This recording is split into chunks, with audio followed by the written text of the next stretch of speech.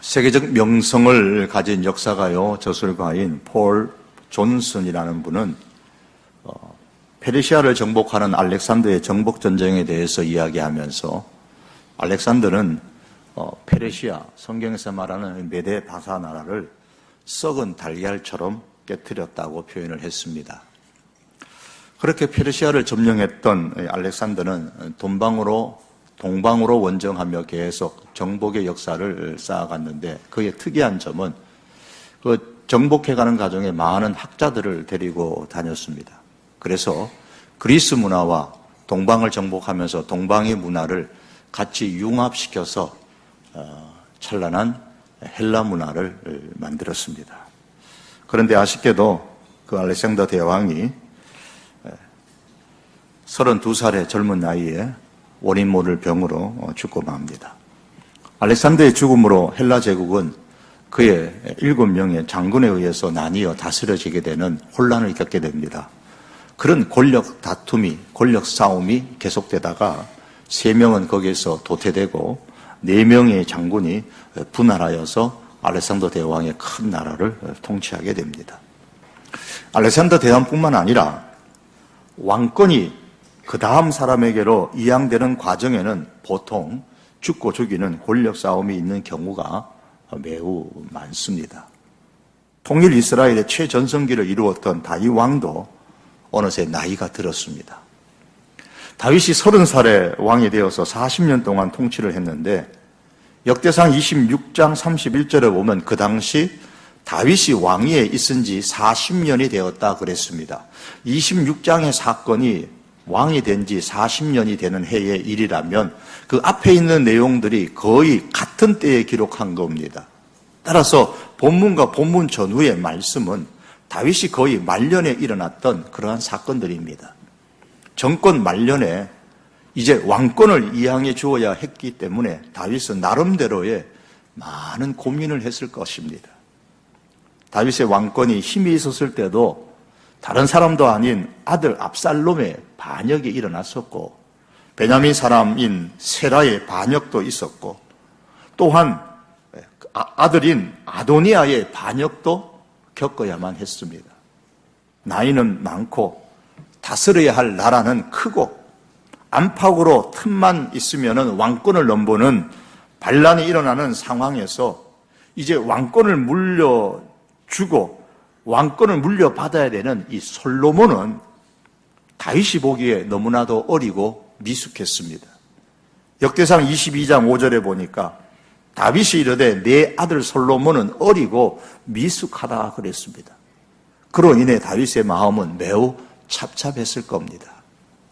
어떻게 하면 왕권을 성공적으로 아들에게 물려주어서 아들 솔로몬이 나라를 잘 다스리고 평안히 살 수 있을까?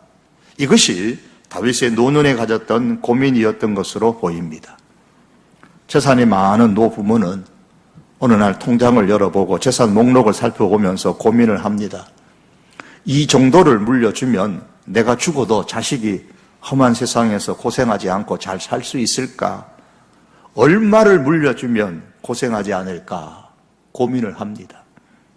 재산이 없는 부모도 없는 대로 고민합니다. 험한 세상에 자식에게 물려줄 재산이 아무것도 없으니 자식들이 어떻게 세상에서 살까? 얼마나 고생할까? 내가 없어도 잘 살아야 할 텐데, 그런 걱정, 근심이 늙은 부모의 마음에서 떠나지 않습니다. 다윗의 마음이 이와 다르지 않다고 봅니다. 그런 차에 그렇게 걱정하고 근심하는 이 마음을 누가 살폈느냐? 사단이 살폈습니다. 그리고 쾌재를 부르면서 좋아했습니다. 이 사단이 다윗의 마음에 들어가서 다윗의 마음을 충동질했습니다. 역대상 21장 1절에 보니까 사탄이 일어나 다윗을 충동하여 이스라엘을 계수하게 하니라 그랬어요. 사탄이 다윗의 마음을 충동하여서 이제 다윗이 인구조사를 하는데, 구체적으로 말하면 전체 인구조사가 아니고 군사의 숫자를 헤아리는 조사입니다. 역대상 27장 23절에 보면 다윗이 20세 이하의 수요는 조사하지 않았다 그랬습니다. 왜냐하면 모세 율법에 전쟁에 나가는 사람은 20세 이상이었기 때문입니다. 그러니까 다윗은 처음부터 전체 인구 조사를 한 것이 아니고 군사의 숫자를 조사하려고 했던 겁니다. 왜 그렇습니까? 과연 내 아들이 왕권을 물려받으면 이 왕자와 그의 나라를 잘 지킬 수 있는 군사력이 어느 정도가 되는지 알고 싶었던 겁니다. 결국 다윗이 말년에 군사의 숫자를 조사한 이유는 어떻게 하든지 아들 솔로몬에게 왕권을 성공적으로 이양시켜 주어서 솔로몬의 왕권이 튼튼하도록 아들이 내가 없어도 다윗 아버지가 없어도 잘 살 수 있도록 하기 위한 것으로 보입니다. 마치 내 자식에게 얼마의 재산을 물려주면 자식이 내가 죽어도 잘 살 수 있을지 걱정이 되어서 물려줄 재산이 얼마나 되는지를 알아보기 위해 자기 수중에 있는 재산을 하나 둘 헤아려 보는 한 부자 아버지의 모습이 바로 다윗의 모습입니다. 그런데 이런 다윗의 행동을 하나님께서 악하게 여기셨습니다. 역대상 21장 7절에 하나님이 이 일을 악하게 여기사 이스라엘을 치셨다 그랬습니다. 왜 악하게 여기셨을까요? 다윗의 왕권을 지켜준 것이 다윗의 군사적인 힘이 아니고 군사적인 숫자가 아니고 하나님의 힘이었는데 다윗이 지금 그것을 놓치고 있었기 때문입니다. 결국 이 인구조사로 말미암아 3일 동안 온 이스라엘 땅에 전염병이 발생해서 7만 명의 백성들이 죽었습니다. 다윗은 그때 자신의 잘못을 깨닫고 회개를 했는데 선지자가 일러준 대로 오르난의 타작마당을 금 600세겔을 주고 사서 거기서 하나님께 회개하는 제단을 쌓았습니다. 하나님께서는 그 예배를 받으시고 다윗의 회개를 용서해 주셨습니다. 받아주셨습니다. 그런데 그 오르난의 타작마당에서 제단을 쌓을 때에 다윗이 큰 깨달음을 하나 얻었습니다. 그것은 이겁니다. 내가 아들에게 물려줄 수 있는 수많은 군사, 막강한 군사력, 이걸 물려줄 것이 아니라 하나님께서 함께 하심을 믿는 신앙을 물려줘야 된다라는 것을 깨달았습니다. 하나님께서 함께 하신다면 아들 솔로몬이 왕권을 물려받은 이후에 아무리 큰 영토라도 잘 다스릴 수가 있을 것이고 국내에서 어떤 어려움이 있을지라도 다 해결하고 평안한 나라를 만들 수 있을 것이다 라는 깨달음을 다윗이 얻었습니다. 이 사실을 깨달은 다윗이 그 다음에 그러면 하나님께서 함께 하시는 아들 솔로몬 시대에 하나님께서 함께 하시는 나라를 만들도록 하려면 어떻게 해야 할까? 그 대답은 이미 하나님께서 가르쳐 주셨습니다. 일전에 가르쳐 주신 적이 있습니다. 일전에 하나님께서 말씀하신 대로 아들로 하여금 성전을 짓게 하는 것임을 그가 깨닫습니다. 그래서 오르난의 타작마당에서 제단을 쌓은 이후에 다윗은 서둘러서 오르난의 타작마당에 성전 건축을 하는 것이 좋겠다고 여겼습니다. 22장 1절의 말씀에 보면 다윗이 이르되 이는 여호와 하나님의 성전이요 이는 이스라엘의 번제단이나 하였더라. 오르난의 타작마당의 번제단을 보면서 여기에 하나님의 성전을 지어야 되겠다 깨달았습니다. 그래서 서둘러서 성전 건축을 위한 준비를 하기 시작합니다. 그 내용이 오늘 본문 앞에 나오는 2절에서 5절의 내용입니다. 성전을 건축할 돌을 모았습니다. 많은 철과 놋을 준비했습니다. 백향목을 셀 수 없이 준비했습니다. 그리고 성경은 5절 끝에서 이렇게 말씀합니다. 다윗이 죽기 전에 많이 준비하였더라. 많이 준비했습니다. 14절에 보니까 내가 환난 중에 여호와의 성전을 위하여 금 10만 달란트와 은 100만 달란트와 녹과 철을 그 무게를 달 수 없을 만큼 심히 많이 준비하였다 그랬습니다. 성전 건축을 위한 재료들을 준비하면서 어느 날 다윗이 솔로몬을 불렀습니다. 솔로몬아, 이리 와라. 아들아, 하나님을 위해서 성전을 건축해라. 6절의 본문 말씀이죠. 다윗이 그의 아들 솔로몬을 불러 이스라엘 하나님 여호와를 위하여 성전 건축하기를 부탁하였다 그랬습니다. 그리고 본문 마지막 16절에 가면 금과 은과 녹과 철이 무수하니 너는 일어나 일하라. 즉 성전을 건축하라. 여호와께서 너와 함께 계실지니라. 아들아, 일어나라. 일어나서 하나님을 위해 성전을 건축해라. 그러면 하나님께서 너와 함께 하실 것이다. 그러면 내가 없어도 너의 나라는 든든하고 너의 인생은 평안할 것이다. 다윗은 하나님을 위한 성전 건축을 위해 일어나 일하라고 했습니다. 그리고 그 성전 건축의 목적은 하나님께서 함께 하시는 아들, 하나님께서 함께 하시는 나라가 되도록 하기 위한 겁니다. 즉 솔로몬의 인생을 성공적으로 만들기 위한 다윗의 계획입니다. 이렇게만 된다면 다윗은 평안히 죽을 수 있겠다고 생각을 했습니다. 여러분, 다윗의 생각에 무엇이 바뀌었습니까? 처음에는 막강한 군사력을 자식에게 물려주면 아들이 왕 역할을 잘하고 잘 살 수 있을 것이라고 생각을 했습니다. 그러나 그 생각이 하나님 보시기에 악하다는 사실을 철저하게 깨닫고 그래 생각이 변했습니다. 내 아들 솔로몬이 왕권을 물려받은 이후에 내가 죽고 없어도 나라를 잘 통치하고 나라가 평안하고 아들이 잘 살려면 많은 군사력을 물려주는 것보다 더 중요한 하나님께서 함께 하셔야 한다.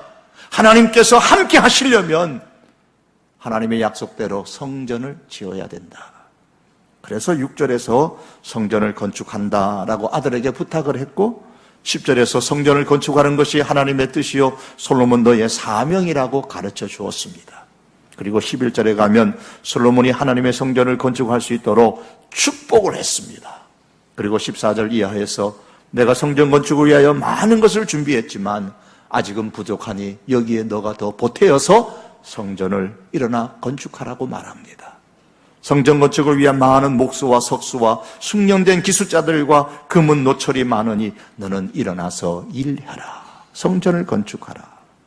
그러면 하나님께서 함께 하실 것이고 하나님께서 함께 하시면 아들의 인생이 잘 될 것을 다윗이 확신했습니다. 사랑하는 성도 여러분, 자녀들 때문에 걱정이 많으시죠? 내가 죽고 나면 내 자식은 어떻게 세상을 살까? 걱정되시는 분들이 많을 것입니다. 아마 부모라면 누구나 그런 걱정을 하지 않겠습니까? 그래서 어떻게 해서라도 자식에게 한 푼이라도 더 남겨주려고 본인은 아끼고 그렇게 쓰시는 어르신들이 많이 계십니다. 부모의 애잔한 사랑이 담겨 있는 이 모습 누가 손가락질할 수 있겠습니까?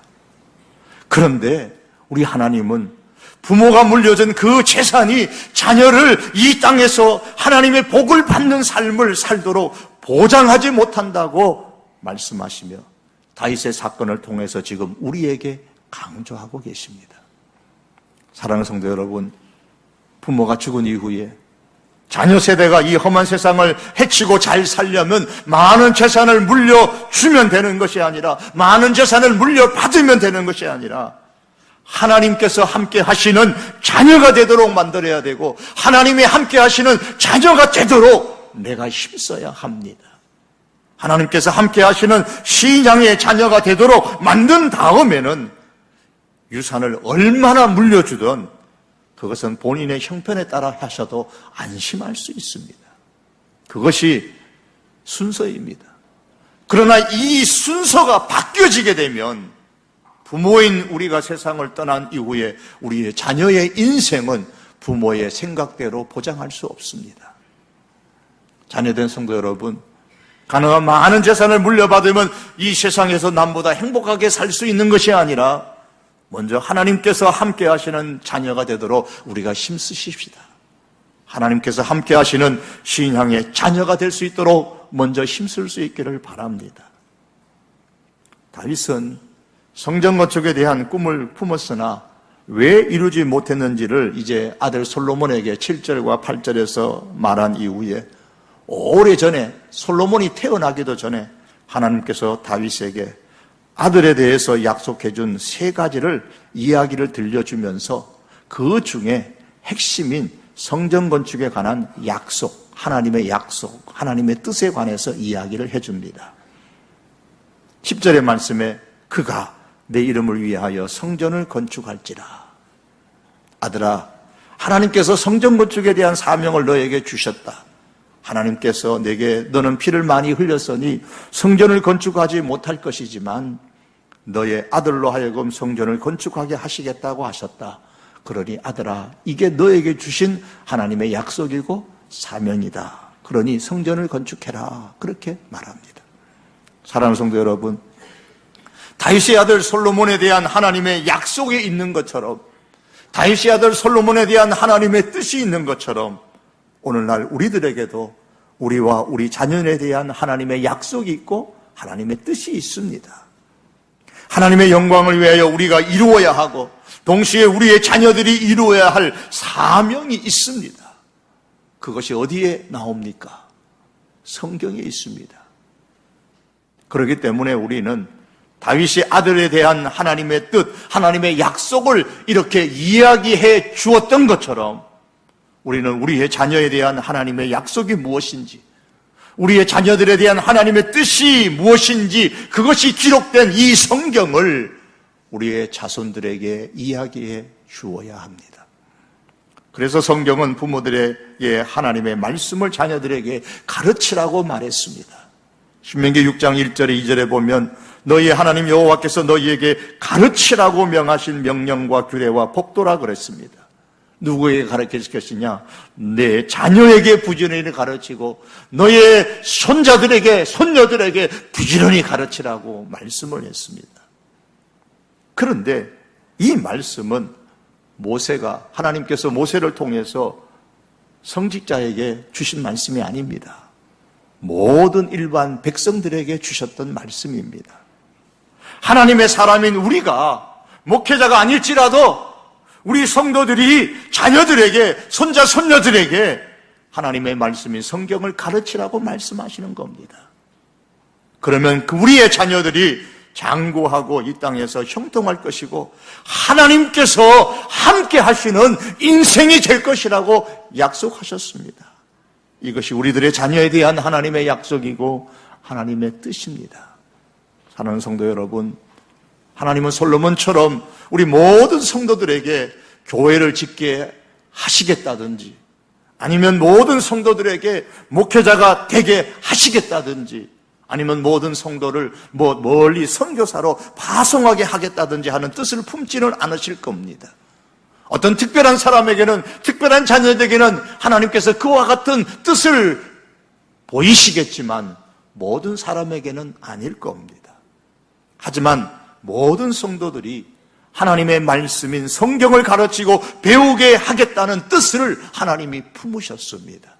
왜냐하면 성경은 내게 말씀하신 약속의 이야기요, 동시에 내 자녀와 내 손자, 손녀에게 말씀하신 약속의 이야기이기 때문입니다. 그래서 약입니다. 약속입니다. 신약이고 구약입니다. 그러므로 사랑하는 성도 여러분, 내가 직접 자녀들에게 하나님께서 해주신 그 약속의 이야기를 다 설명해 주지는 못한다 할지라도 하나님께서 나와 나의 자녀들에게 해주신 그 성경, 이 성경을 우리의 자녀들이 부지런히 밥 먹어야 하는 것처럼, 꼭 잠을 자야 하는 것처럼 그렇게 읽어야 살 수 있고 형통할 수 있다고 가르쳐야 되고, 함께 이 성경의 이야기를 할 수 있는 대화의 시간들을 가능한 가지려고 힘쓸 수 있기를 바랍니다. 평소에 자녀에게 성경을 열심히 읽도록 강조했던 한 아버지가 제 자녀에게 평소에 이렇게 유언과도 같은 이야기를 자주 했다고 합니다. 그 내용이 이렇습니다. 아빠가 이 세상을 떠나면 3일간 장례를 치를 텐데 아빠가 녹음해둔 성경을 그 장례 치르는 3일 동안에 창세기부터 요한계시록까지 성경 전체를 함께 들으라. 그러면 살아계신 하나님의 말씀으로 너희의 삶이 승리하게 될 것이다. 그리고 함께 기도해라. 이제부터 우리 아빠는 하늘나라 가시고 이 땅에 안 계시지만 하늘 아버지 하나님께서 우리를 눈동자같이 더 지켜주세요. 그렇게 기도해라. 그리고 아빠처럼 너희들도 너희 자녀에게 이렇게 성경을 가르치라. 이렇게 평소에 자주 자녀들에게 그렇게 유언적인 이야기를 했다고 합니다. 이걸 읽으면서 저도 굉장히 부끄러웠습니다. 저도 그렇게까지 자녀들을 가르쳐 보지 못했기 때문입니다.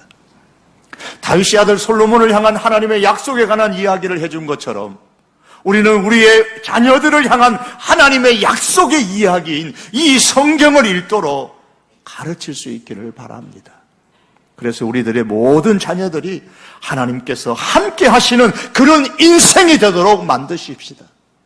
그리고 이로 통해 우리들의 모든 자녀들이 평생토록 하나님께서 함께 하시는 인생이 될 수 있기를 바랍니다. 하나님의 약속, 하나님의 뜻을 이루려면 하나님의 축복을 받아야 합니다. 왜냐하면 우리의 성공은 내가 이루는 성공이 아니라 하나님께서 함께 하셔야 이룰 수 있는 하나님이 이루시는 성공이기 때문입니다. 이 사실을 잘 알고 있었던 다윗이기에 다윗은 아들에게 성전 건축은 하나님의 약속이요 하나님의 뜻이니 반드시 성전 건축을 하라 이렇게 부탁을 하면서 동시에 아들을 위해서 축복을 했습니다.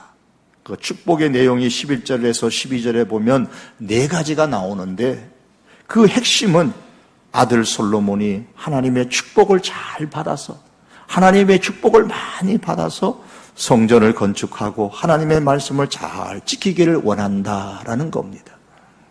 이렇게 되기를 원한다라고 축복합니다.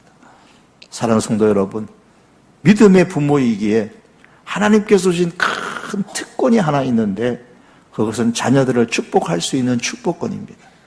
여러분 모두에게 있습니다. 이삭은 아들 야곱에게 축복하고 야곱은 그의 아들 그의 손자인 에브라임과 므낫세에게 축복을 합니다.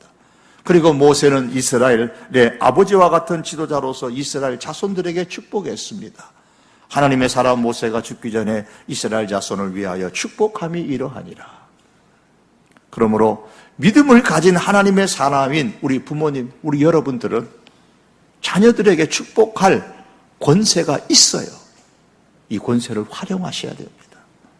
혹시 지금 실패한 아들이 있고 방황하는 아들이 있다 할지라도 때로는 혼란의 수렁 속에서 어찌할 바 모르는 딸이 있다 할지라도 끝까지 포기하지 마시고 우리의 입에서 부모의 입에서는 끝까지 우리 자녀들에게 하나님의 복이 임하시기를 바라는 축복의 말들이 쏟아 나와야 합니다.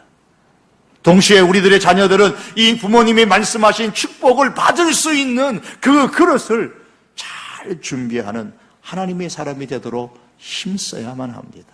그래서 여러분, 우리 자녀들이 성경의 가르침을 따라 살고 하나님의 뜻을 이루는 사람이 될 수 있도록 축복의 특권을 사용하여 마음껏 자녀들을 축복해 주시기를 바랍니다. 아버지 다윗은 아들에게 성전을 건축하라 부탁한 이후에 아들이 성전을 잘 건축할 수 있도록 이제 축복을 합니다. 그리고 마지막으로 또 이렇게 부탁을 합니다. 13절 하반절에 보면 강하고 담대하여 두려워하지 말고 놀라지 말지어다. 왜 이 말로 부탁했을까요? 다윗은 자신이 두려워했었기 때문입니다. 아들에게 왕권을 물려주기만 하면 아들이 왕권을 잘 유지할 수 있을까? 나라를 잘 다스릴 수 있을까? 아들이 이 땅에서 평안하게 성공적으로 살 수 있을까? 사실 두려워했습니다. 그래서 아들이 강력한 왕권을 가지고 나라를 잘 다스리려면 강한 군사력을 물려주는 것이 좋겠다고 생각을 했었습니다. 그런데 다윗이 깨달았죠.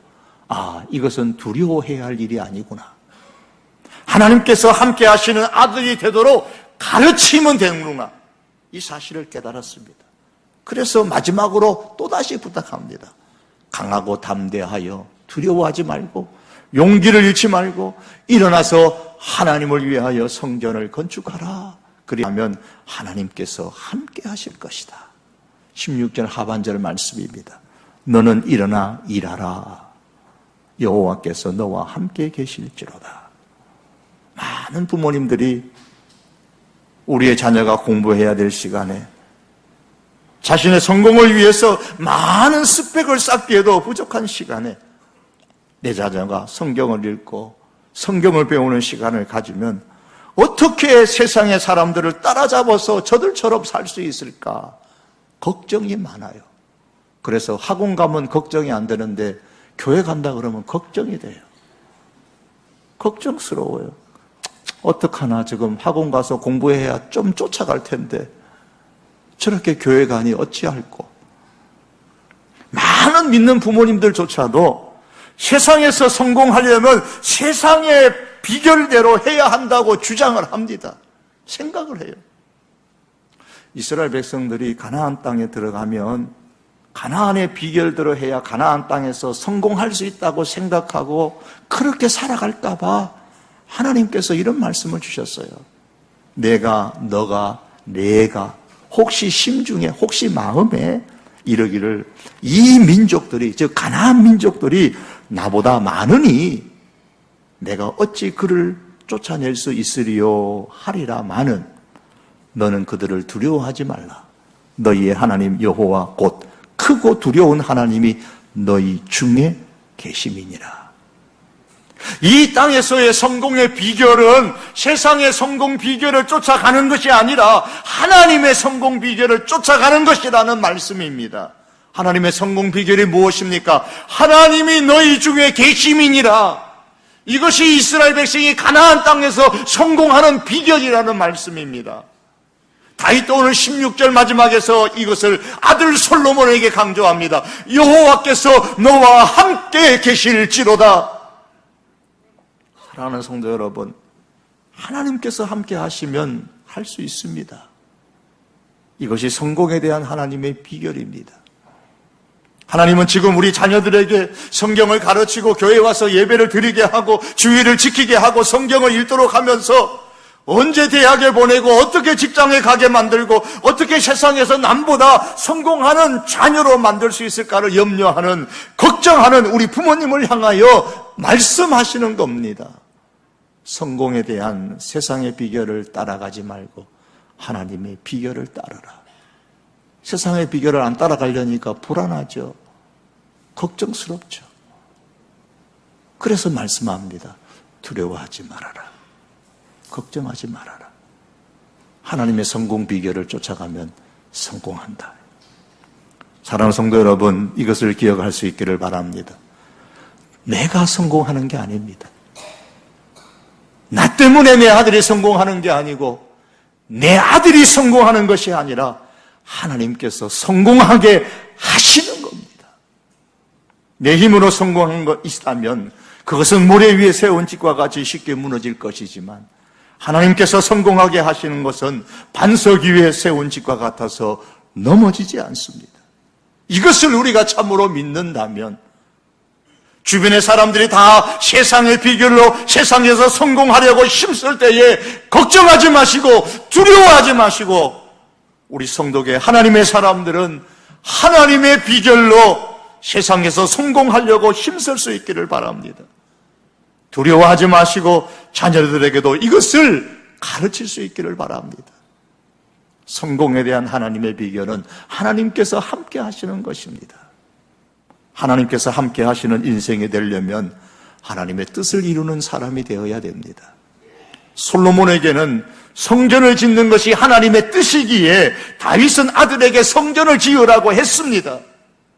그러면 오늘 우리들에게는 일반적으로 어떤 특별한 사람에게는 특별한 하나님의 그러한 뜻이 있겠지만 일반적으로 하나님의 말씀인 성경을 읽고 성경을 가르치고 성경의 이야기를 함께 나누는 그것이 하나님의 뜻입니다. 그러므로 우리는 이렇게 하도록 일어나야 합니다. 세상의 성공 비결이 아니라 하나님의 성공 비결로 자녀들에게 부탁하고 자녀들에게 가르치고 또한 그렇게 하나님의 성공 비결로 이 땅에서 성공하는 우리들의 자녀이 될 수 있기를, 그래서 우리가 이 세상을 떠난다 할지라도 하나님께서 계속하여 우리와 함께 하셨던 그 하나님이 계속하여 우리의 자녀들에게도 함께 하시는 귀한 축복이 대를 이어서 우리의 자손에 이르기까지 있을 수 있기를 주님의 이름으로 축복합니다. 기도하시겠습니다. 하나님,